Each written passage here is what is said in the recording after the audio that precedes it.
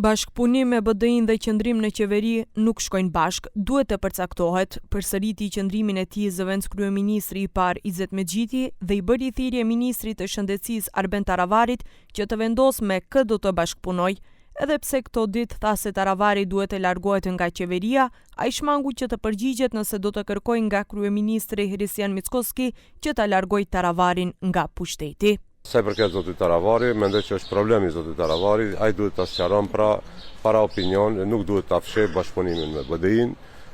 Pra është legjitime të bashkëpunon, mendoj nuk mund t'ja ndalojmë, por nuk duhet të harrojmë se ato 107.000 vota i kemi marrë si premtim para qytetarëve që do sillim ndryshimin.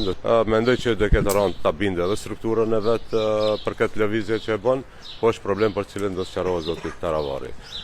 Ne ishim të qartë që vlenin po e bëjmë një, edhe me vlenin edhe me BDI-n. Nuk shkon edhe me BDI-n edhe në qeveri.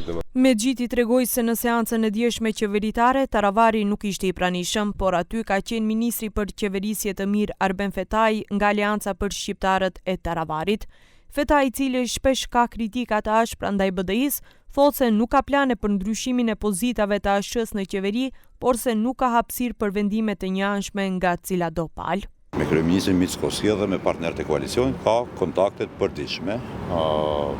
E kemi thënë disa prej nesh, e them edhe unë, bashkëpunimi vazhdon në kuadër të qeverisë, iq më larg se dje kishim seancë qeverie ku nuk u ngrit as edhe një shqetësim.